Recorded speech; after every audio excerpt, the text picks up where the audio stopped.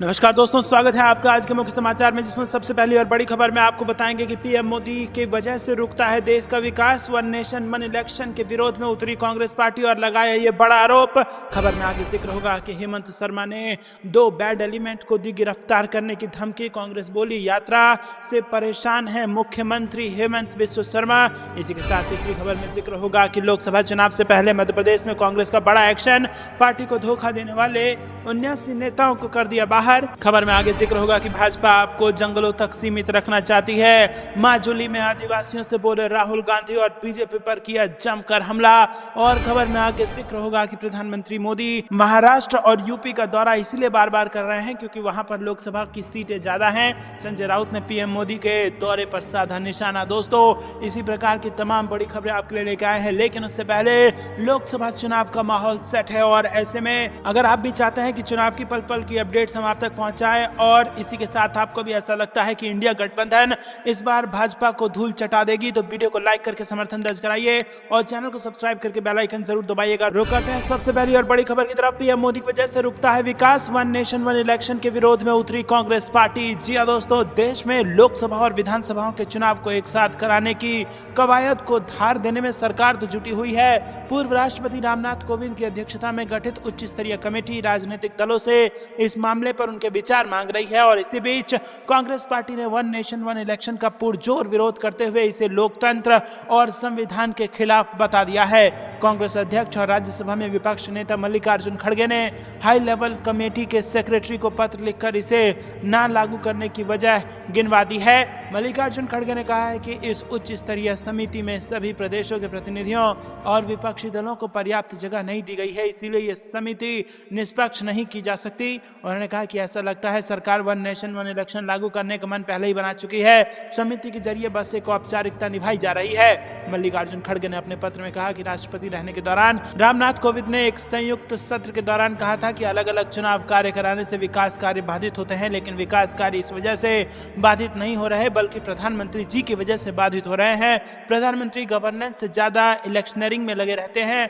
जहां तक बात है कि 7 चुनाव कराकर धन बचाया जा सकता है, तो वीवीपैट के साथ चुनाव कराने पर चुनाव आयोग ने 2014 चुनाव का खर्च 3870 करोड़ बताया था। वहीं 2019 लोकसभा चुनाव के आंकड़े सामने नहीं रखे गए हैं। ऐसे में चुनाव आयोग वीवीपैट के जरिए पहले ही खर्च बहुत बढ़ा चुकी है। वहीं विपक्षी दलों की मांग के मुताबिक चुनाव आयोग सभी वीवीपैट स्लिप की गिनती भी नहीं करवाता है। तो दोस्तों, आपको बता दें कि वीवीपैट में खर्चा तो चुनाव आयोग ने बढ़ा दिया, लेकिन उस वीवीपैट का जो फायदा होना था, उससे जो पर्ची की गिनती करवानी जानी चाहिए थी, वो चुनाव आयोग नहीं करा रहा है। वहां पर एक तरीके से बेफिजूल का खर्चा चुनाव आयोग द्वारा कराया गया है, ऐसा आरोप लगाया है कांग्रेस पार्टी ने। इसी के साथ आपको ये भी बता दें दोस्तों कि ईवीएम और वीवीपैट को अगर हटा दिया जाए तो फिर जो मतपेटियों से अगर चुनाव होगा तो उसमें लोगों का भरोसा भी बढ़ेगा और उसमें खर्च भी हो सकता है कम आए। और जहां तक बात है कि विकास कार्य में बाधा आती है, तो ऐसे में मल्लिकार्जुन खड़गे ने साफ कहा कि विकास कार्य में बाधा इसलिए नहीं आती क्योंकि देश बार बार चुनाव में जाता है, बल्कि इसलिए आती है क्योंकि जो प्रधानमंत्री हैं वो गवर्नेंस छोड़ के लोगों को अच्छा राज्य देने के बजाय वो इलेक्शनरिंग में लगे रहते हैं और बीजेपी के कार्यकर्ता की तरह, बीजेपी के नेता की तरह ज्यादा वो एक्टिव हर राज्यों में रहते हैं, बजाय इसके कि वो प्रधानमंत्री के रूप में अपने कर्तव्यों को निभाएं। दोस्तों, आपको क्या कुछ लगता है कमेंट में जरूर बताइएगा। वीडियो को लाइक करके अपना समर्थन जरूर दर्ज कराइएगा। क्या एक देश एक चुनाव होना चाहिए, या फिर जिस प्रकार से हर 6 महीने पे चुनाव कराकर जनता सरकार की जवाबदेही तैयार करती है वही चलते रहना चाहिए? कमेंट में अपनी राय जरूर बताइए। रुक करते हैं अगली ब्रेकिंग न्यूज की तरफ। हेमंत शर्मा ने 2 बैड एलिमेंट को दी गिरफ्तार करने की धमकी, तो कांग्रेस बोली यात्रा से परेशान है मुख्यमंत्री। जी हां दोस्तों, भारतीय जनता पार्टी के फायर ब्रांड नेता और असम के मुख्यमंत्री हेमंत बिस्व शर्मा राहुल गांधी की भारत जोड़ो न्याय यात्रा में भाग लेने वाले 2 बैड एलिमेंट को गिरफ्तार करने की धमकी दी है। इसके बाद कांग्रेस पार्टी ने शुक्रवार को असम के मुख्यमंत्री हेमंत बिस्व शर्मा पर अपना हमला तेज कर दिया।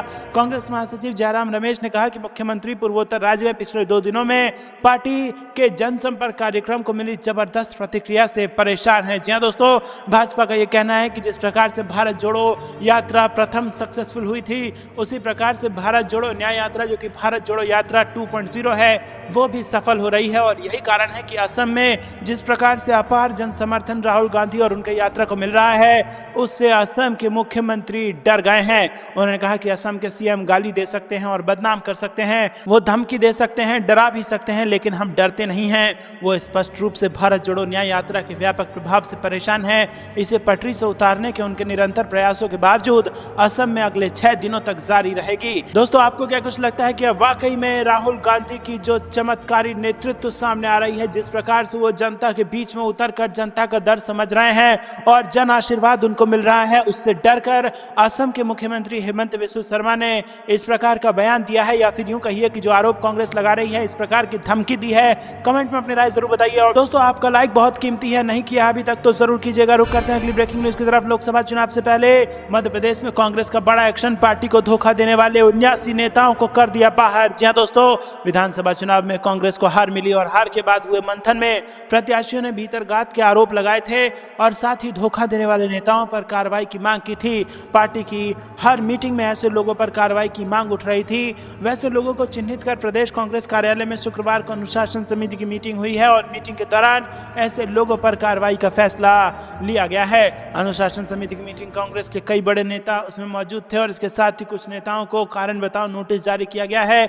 अनुशासन समिति की मीटिंग के बाद कांग्रेस नेता सज्जन सिंह वर्मा ने कहा है कि भीतरघात को लेकर पूरे प्रदेश से करीब 150 शिकायतें प्राप्त हुई थी और इस पर 3 दिनों से चर्चा चल रही थी। सज्जन सिंह वर्मा ने कहा कि बगावत और भीतरघात करने वाले 79 नेताओं के निष्कासन पर हमने मुहर लगा दी है। आपको क्या कुछ लगता है दोस्तों, कमेंट में जरूर बताइए। वीडियो को लाइक किए बिना आगे मत बढ़िएगा, कृपया करके वीडियो लाइक जरूर कीजिएगा। रुक करते हैं अगली ब्रेकिंग न्यूज की तरफ। भाजपा आपको जंगलों तक सीमित रखना चाहती है, माजुली में आदिवासियों से बोले राहुल गांधी। जी हां दोस्तों, आपको बता दें कि लगातार राहुल गांधी अपने भाषणों से बीजेपी की नींद उड़ा रहे हैं। कांग्रेस सांसद राहुल गांधी ने शुक्रवार को भाजपा पर तीखा हमला बोलते हुए कहा कि भाजपा आदिवासियों को जंगल तक सीमित रखना चाहती है और आदिवासियों को शिक्षा और अन्य सुविधाओं से दूर रखना चाहती है। भारत जोड़ो न्याय यात्रा के दौरान असम में अपनी पहली जनसभा में राहुल गांधी ने कहा कि कांग्रेस ने आदिवासियों को अधिकार दिए और मूल निवासी होने के नाते संसाधनों पर उन्हें पहला अधिकार दिया।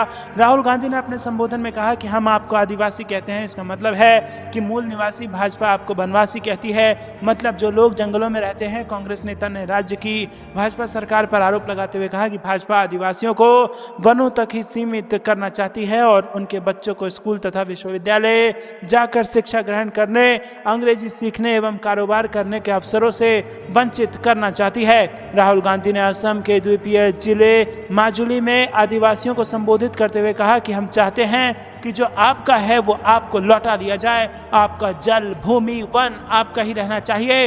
राहुल गांधी के नेतृत्व में कांग्रेस भारत जोड़ो न्याय यात्रा निकाल रही है और ये यात्रा 6713 किलोमीटर की है, जो 14 जनवरी से मणिपुर से शुरू हुई थी और ये 20 या 21 मार्च को मुंबई में समाप्त होगी।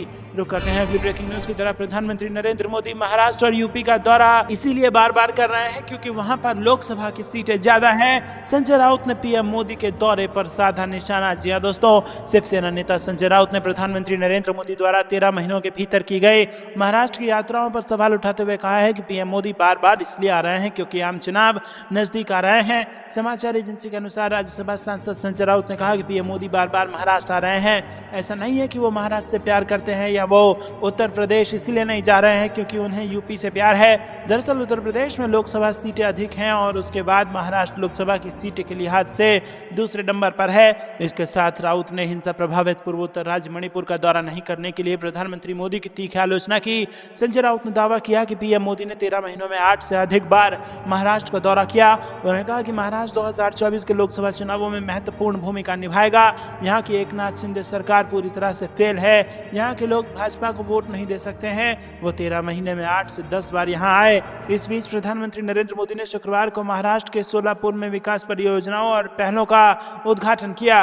रुकते हैं अगली ब्रेकिंग न्यूज की तरफ। ये राम मंदिर ट्रस्ट मनमानी है।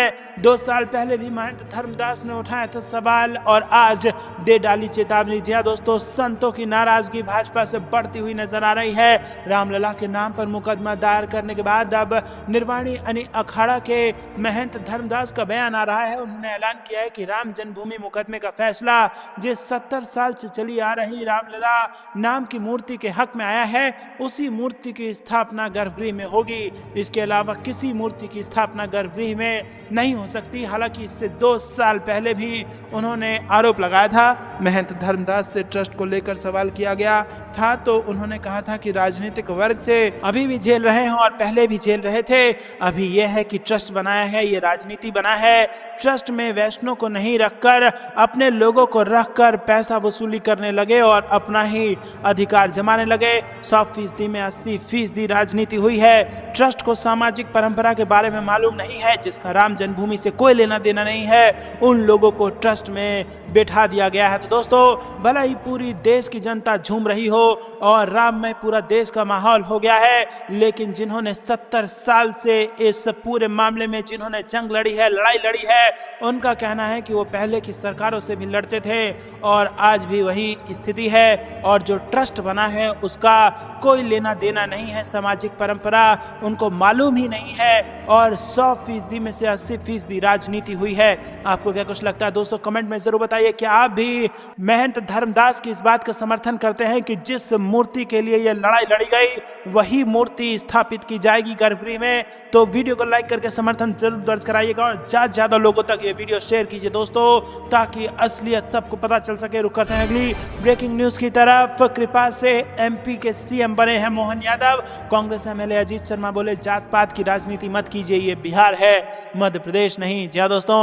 मध्य प्रदेश के मुख्यमंत्री मोहन यादव बिहार आकर यहाँ के लोगों को एमपी में रोजगार करने का ऑफर दिया और इसके बाद सियासी बयानबाजी तेज हो गई। कांग्रेस विधायक अजीत चौधरी ने कहा कि मोहन यादव तो कृपा से मध्य प्रदेश के सीएम बन गए हैं। कितने लोगों को वो बिहार में जानते हैं? राज्य में इससे पहले वो कभी आए भी हैं क्या? तो दोस्तों, यहाँ पर आपको बता दें कि अपने बयान में मध्य प्रदेश के नए मुख्यमंत्री बुरी तरह फंसते नजर आ रहे हैं बिहार में, क्योंकि बिहार एक ऐसा राज्य है दोस्तों जो उड़ती चिड़िया को भी हल्दी लगा देता है और यहाँ का बच्चा राजनीति अच्छे से समझता है। तो यहाँ पर होशियारी कहीं ना कहीं मुश्किल पड़ सकती है भाजपा को। रुक करते हैं अगली ब्रेकिंग न्यूज की तरफ, लेकिन दोस्तों उससे पहले फिर से आपसे निवेदन, अपना कीमती लाइक हमको जरूर दीजिएगा क्योंकि वो हमारे लिए बहुत महत्वपूर्ण होता है। रुक करते हैं अगली ब्रेकिंग न्यूज की तरफ।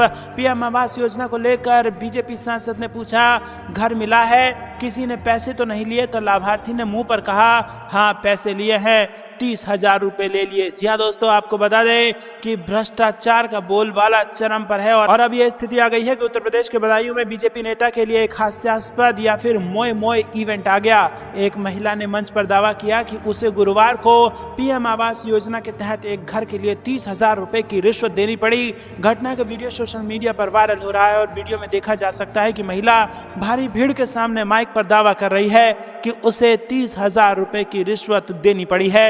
ये घटना उत्तर प्रदेश के बदायूं में विकासशील भारत संकल्प यात्रा के दौरान सामने आई है, जहां एक समारोह आयोजित किया गया और पीएम आवास योजना के लाभार्थियों को उनको घरों की चाबी दी गई जो योजना के तहत बनाए गए थे। महिला से बीजेपी सांसद ने पूछा कि घर मिला या नहीं मिला, जिस पर महिला ने जवाब दिया कि हाँ घर तो मिला। सांसद ने उससे आगे पूछा कि क्या उसे घर के लिए कोई पैसे देने पड़े। दोस्तों, यही सवाल जो है वो उनको ले डूबा, क्योंकि इस पर महिला ने पहले तो मना किया, लेकिन बाद में जब उसे याद आया तो उसने कहा हाँ पैसे तो देने पड़े। उसने बताया कि घर के लिए 30,000 रुपए की रिश्वत देनी पड़ी, जिसके बाद यहाँ पर सांसद का मोए इवेंट बन गया और यहाँ पर जबरदस्त तरीके से वो वायरल हो रहे हैं और अच्छे से फजीहत भाजपा की हो रही है। रुक करते हैं अगली ब्रेकिंग न्यूज की तरफ। 22 जनवरी को उत्तराखंड महिला कांग्रेस करेगी सुंदरकांड का पाठ, भजन कीर्तन के साथ होंगे भंडारे। जी हाँ दोस्तों, आपको बता दें कि उत्तराखंड महिला कांग्रेस अपने प्रदेश कार्यालय में 22 जनवरी को अयोध्या में भगवान राम की मूर्ति के प्राण प्रतिष्ठा के समय सुंदरकांड का पाठ करेगी और भंडारा करेगी। उत्तराखंड महिला कांग्रेस प्रदेश अध्यक्ष ज्योति रौतेला ने एबीपी लाइव से बात करते हुए बताया कि हम लोग 22 जनवरी को सुंदरकांड का पाठ करेंगे। बीजेपी लगातार कांग्रेस पर आरोप लगा रही है कि कांग्रेस भगवान राम को नहीं मान रही है, तो महिला कांग्रेस उनको ये बताना चाहती है कि भगवान राम सबके हैं, ना कि केवल बीजेपी के हैं। उत्तराखंड में महिला कांग्रेस ने पूरे प्रदेश में 22 जनवरी को सुंदरकांड का पाठ हर जिले में रखा है। इसके साथ में भजन कीर्तन होगा और भंडारे भी कराए जाएंगे। 22 जनवरी को अयोध्या में भगवान राम की मूर्ति की प्राण प्रतिष्ठा होनी है। कांग्रेस ने इस कार्यक्रम से दूरी बना ली थी, जिसके बाद बीजेपी लगातार कांग्रेस पर हमलावर थी। इस सब के बीच उत्तराखंड के महिला कांग्रेस ने 22 जनवरी को सुंदरकांड का पाठ रखकर बीजेपी को यह कहने की कोशिश की है कि कांग्रेस भी भगवान राम में आस्था रखती है। रुक करते हैं अगली ब्रेकिंग न्यूज की तरफ। सीएम सिंधिया और उनकी सरकार कायर, सूरज चौहान की गिरफ्तारी पर भड़के शिवसेना यूबीटी नेता आदित्य ठाकरे बीजेपी के लिए कह दी बड़ी बात। जी हां दोस्तों, आदित्य ठाकरे के करीबी सहयोगी सूरज चौहान को कथित बीएमसी खिचड़ी कोविड घोटाला मामले में 22 जनवरी तक प्रवर्तन निदेशालय की हिरासत में भेजा गया था, जिसके बाद सीएम सिंधिया और उनकी सरकार को कायर कहकर यहां पर भड़कते हुए नजर आए आदित्य ठाकरे। रुक करते हैं अगली ब्रेकिंग न्यूज की तरफ। सुप्रीम कोर्ट ने खारिज की राहुल गांधी की लोकसभा सदस्यता बहाली के खिलाफ पिटीशन याचिकाकर्ता पर लगा दिया जुर्माना। जी हां दोस्तों, आपको बता दें कि कांग्रेस के पूर्व अध्यक्ष और वायनाड के सांसद राहुल गांधी की लोकसभा सदस्यता की बहाली को चुनौती देने वाली याचिका सुप्रीम कोर्ट ने भारी जुर्माने के साथ खारिज कर दी है। शीर्ष अदालत ने याचिकाकर्ता अशोक पांडे पर 1 लाख रुपए का जुर्माना लगा दिया है। वहीं दोस्तों, जस्टिस BR गवई और जस्टिस संदीप मेहता की पीठ ने कहा है कि यह याचिका कानून की प्रक्रिया का दुरुपयोग है। यहाँ याचिकाकर्ता के किसी भी मौलिक अधिकार का उल्लंघन नहीं किया गया। अदालत ने राहुल गांधी की लोकसभा सदस्यता की बहाली को चुनौती देने वाली वकील अशोक पांडे की याचिका पर सुनवाई करते हुए उनकी नियत तक पर सवाल खड़े कर दिए। रुक करते हैं अगली ब्रेकिंग न्यूज की तरफ। कयासों के बीच बंद कमरे में हुई नीतीश और लालू की बैठक। तेजस्वी बोले महागठबंधन पूरी तरीके से है एकजुट। जी हां दोस्तों, इंडिया गठबंधन में सीट बंटवारे को लेकर राष्ट्रीय जनता दल और जनता दल यूनाइटेड के बीच बढ़ते तनाव की खबरों के बीच आरजेडी प्रमुख लालू प्रसाद यादव ने डिप्टी सीएम तेजस्वी यादव के साथ शुक्रवार को बिहार के सीएम नीतीश कुमार के साथ उनके आवास पर बैठक की। लालू यादव अचानक ही नीतीश कुमार से मिलने के लिए उनके एक अणे आवास पर पहुंचे थे। दोनों नेताओं के बीच बैठक लगभग 1 घंटे तक चली और ये बैठक ऐसे समय में हो रही थी जब दोनों ही दलों के बीच सीट बंटवारे को लेकर विवाद चल रहा है। इसके अलावा नीतीश कुमार को लेकर भी लगातार कई तरह की बातें मीडिया में चल रही हैं और दावा किया जा रहा था कि नीतीश कुमार एक बार फिर से एनडीए में वापसी कर सकते हैं। केंद्रीय गृह मंत्री और वरिष्ठ भाजपा नेता अमित शाह ने भी इसको लेकर एक संकेत दिया था और इस बैठक के बाद लालू यादव ने मीडिया कर्मियों से बातचीत नहीं की। हालांकि तेजस्वी यादव ने मीडिया से बातचीत करते हुए साफ तौर पर दोहराया कि महागठबंधन में सब कुछ ठीक ठाक है। बीजेपी ही तरह तरह की भ्रम फैला रही है, लेकिन आरजेडी और जेडीयू के बीच रिश्ते पूरे तरीके से ठीक हैं और इसके बाद तमाम अटकलों पर पूर्ण विराम लगा दिया गया है तेजस्वी यादव द्वारा। दोस्तों, अगर आपको भी ऐसा लगता है कि महागठबंधन एकजुट है और मजबूत है और इसी के साथ जीत की तरफ आगे भी बढ़ रही है, तो वीडियो को लाइक जरूर कीजिएगा। रुक करते हैं अगली ब्रेकिंग न्यूज की तरफ। वो सिर्फ बीजेपी नेता नहीं, एक मुख्यमंत्री भी हैं। भारत जोड़ो न्याय यात्रा के बीच अशोक गहलोत ने असम के सीएम पर कसा है तंज। जी हां दोस्तों, आपको बता दें कि कांग्रेस सांसद राहुल गांधी के नेतृत्व वाली भारत जोड़ो न्याय यात्रा इस सप्ताह असम में प्रवेश कर चुकी है। दरअसल कांग्रेस लगातार आरोप लगा रही है कि भारतीय जनता पार्टी के नेतृत्व वाली असम सरकार उनकी यात्रा में बाधा उत्पन्न कर रही है। कांग्रेस नेता और राजस्थान के पूर्व मुख्यमंत्री अशोक गहलोत ने मुख्यमंत्री हेमंत बिस्वा पर निशाना साधा है। उन्होंने कहा कि सीएम शर्मा सिर्फ एक बीजेपी नेता नहीं है, बल्कि एक सीएम भी हैं और हर नागरिक की सुरक्षा सुनिश्चित करना उनकी जिम्मेदारी है। राजस्थान के पूर्व सीएम अशोक गहलोत ने समाचार एजेंसी से कहा कि राहुल गांधी की भारत जोड़ो न्याय यात्रा का पूरा देश में स्वागत हो रहा है। वो हर किसी के लिए न्याय सुनिश्चित करने की कोशिश कर रहे हैं, चाहे वो सामाजिक हो या आर्थिक। देश में महंगाई और बेरोजगारी बढ़ रही है, अमीरों और गरीबों के बीच अंतर बढ़ रहा है, ये बहुत बड़ा मुद्दा है। उसी समय राहुल गांधी ने साहस जुटाए और 6000 किलोमीटर लंबी यात्रा करने का फैसला बनाया। रुक करते हैं अगली ब्रेकिंग न्यूज की तरफ। असम में भारत जोड़ो न्याय यात्रा और मुख्य आयोजक पर केस, यह है वजह। कांग्रेस बोली डर गई है हेमंत सरकार। जी हां दोस्तों, असम के जोरहाट शहर के अंदर अनुमत मार्ग के बजाय दूसरे रास्ते से जाने के आरोप में भारत जोड़ो न्याय यात्रा और इसके मुख्य आयोजक KB बाइजू के खिलाफ गुरुवार को प्राथमिकी दर्ज की गई। पुलिस के एक अधिकारी ने बताया कि यात्रा के लिए KB रोड की ओर अनुमति दी गई थी, लेकिन वो शहर के दूसरे मार्ग से चली गई। इससे क्षेत्र में अराजक स्थिति पैदा हो गई। उन्होंने कहा अचानक भीड़ के कारण कुछ लोग गिर गए और भगदड़ जैसी स्थिति पैदा हो गई। घटना का स्वतः संज्ञान लेते हुए यात्रा और उसके मुख्य आयोजक के खिलाफ जोरहाट सदर थाने में प्राथमिकी दर्ज की गई है। है। रुक करते हैं अगली ब्रेकिंग न्यूज की तरफ। अशोक गहलोत ने एक ट्वीट से राजस्थान की राजनीति में मचाई सियासी हलचल। जी हाँ दोस्तों, आपको बता दें कि राजस्थान के राज्यपाल कलराज मिश्र ने शुक्रवार को 16वीं विधानसभा के सत्र में अपना अभिभाषण दिया। अभिभाषण के दौरान राज्यपाल ने भ्रष्टाचार, कानून व्यवस्था और राज्य की खराब आर्थिक स्थिति के लिए पिछली कांग्रेस सरकार का कटाक्ष किया। और इसके बाद राजस्थान के पूर्व मुख्यमंत्री अशोक गहलोत ने अपने सोशल मीडिया पर पोस्ट करते हुए लिखा कि अभिभाषण में पूर्ववर्ती कांग्रेस सरकार पर मिथ्यारोप बढ़ावा दिया गया है, ये उचित नहीं है। अशोक गहलोत ने अपने सोशल मीडिया पोस्ट के जरिए लिखा कि पूर्ववर्ती कांग्रेस सरकार की योजनाएं ऐसी रही जिनकी चर्चा और सराहना प्रदेश की नहीं पूरे देश में हुई। आमजन और कई विशेषज्ञों का तो ये मत है कि इन योजनाओं को पूरे देश में लागू किया जाना चाहिए। रुक करते हैं अगली ब्रेकिंग न्यूज की तरफ। राजस्थान में कांग्रेस खेलने जा रही है मोदी फार्मूला। बीजेपी के मेगा प्लान को लग सकता है बड़ा झटका। जी हाँ दोस्तों, राजस्थान में लोकसभा चुनाव को लेकर कांग्रेस एक बड़ा गेम प्लान तैयार कर रही है और इस नए गेम प्लान के तहत राजस्थान में कांग्रेस मोदी फार्मूला लागू कर सकती है। रुक करते हैं अगली ब्रेकिंग न्यूज की तरफ। वरुण गांधी ने फिर साधा सरकार पर निशाना। बोले किडनी बेचकर कर्ज चुका रहे हैं किसान, उद्योगपतियों के ऋण हो जाते हैं माफ। जी हाँ दोस्तों, पीलीभीत से सांसद वरुण गांधी ने बृहस्पतिवार को बेहड़ी क्षेत्र के कई गांवों में जनसंवाद किया और इस दौरान उन्होंने किसानों के मुद्दे पर एक बार फिर सरकार को निशाने पर ले लिया। रुक करते हैं अगली बड़ी खबर की तरफ। करो या मरो के मूल मंत्र के साथ चुनाव में उतरेगी कांग्रेस, अजय राय का बयान। जी हाँ दोस्तों, प्रदेश कांग्रेस अध्यक्ष अजय राय ने गुरुवार को कहा कि आजादी के मूल मंत्र करो या मरो को आधार बनाकर हम पूरी ताकत से आगामी चुनाव में उतरेंगे और अपनी विजय सुनिश्चित करेंगे। उन्होंने कहा कि देश में झूठ और फरेब की राजनीति करने वालों को बेनकाब करना है। कांग्रेस अपनी विचारधारा और सर्वधर्म संभाव के रास्ते चलते हुए युवाओं, बेरोजगारों, महंगाई, ध्वस्त कानून व्यवस्था, महिला उत्पीड़न तथा आम जनमानस की मूलभूत समस्याओं को लेकर संघर्ष करेगी। आपको क्या लगता है दोस्तों, कमेंट में जरूर बताइए। वीडियो को अभी तक लाइक नहीं किया तो अपना कीमती लाइक हमें जरूर दीजिए और इसी के साथ अंत तक बने रहने के लिए बहुत बहुत धन्यवाद। देख रहे थे आपका अपना चैनल जय हिंद जय भारत।